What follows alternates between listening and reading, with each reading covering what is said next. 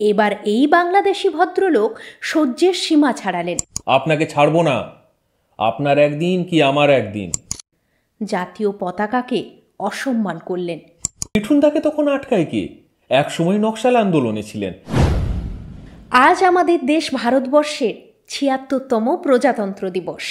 আজকের দিনে মিঠুন চক্রবর্তীর এমন এক ঘটনার গল্প শোনাব যেখানে বোঝা যায় তিনি নিজের দেশকে কতটা ভালোবাসেন। এই ঘটনাটা ঘটে অন্যায় অবিচারের শুটিং চলাকালীন। অন্যায় অবিচারের অধিকাংশ শুটিং প্রধানত বাংলাদেশে হয়েছিল। সেখানে প্রত্যেক দিন শুটিংয়ের পর মিঠুন চক্রবর্তী, উৎপল দত্ত এবং অন্যান্য অভিনেতা থেকে পরিচালক শক্তি সামন্ত সহ অন্যান্য কলাকুশলীরা সন্ধেবেলায় গল্পগুজবে বসেন, তাস খেলেন। সেদিনও সবাই গল্প করছেন, মিঠুনদা তাস খেলছেন। শুটিংয়ের কথা ছাড়াও অন্যান্য কথা, যেমন রাজনীতির কথা আলোচনা হচ্ছে। টুকটাক মদ্যপানও চলছে।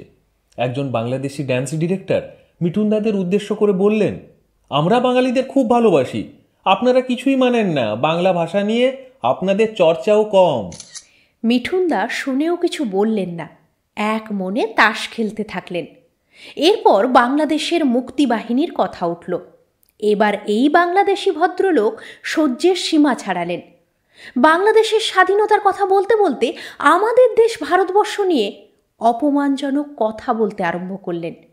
জাতীয় পতাকাকে অসম্মান করলেন।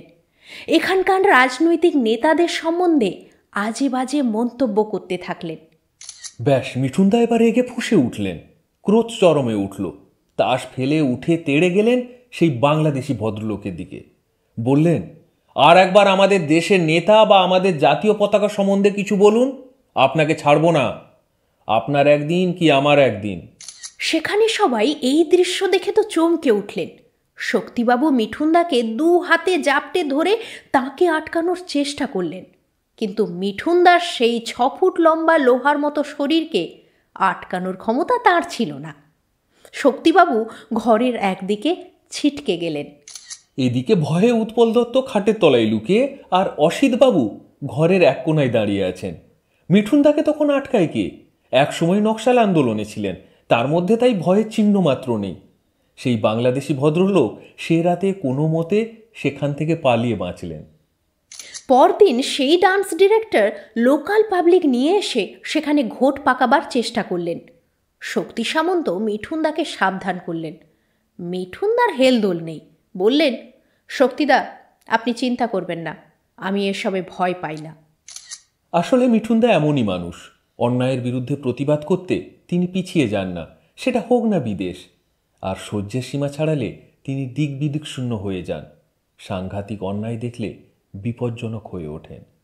আর যেখানে দেশের অপমানের প্রশ্ন আসে, সেখানে কোনো ভারতবাসীর প্রতিবাদ থেকে পিছিয়ে আসা উচিত না।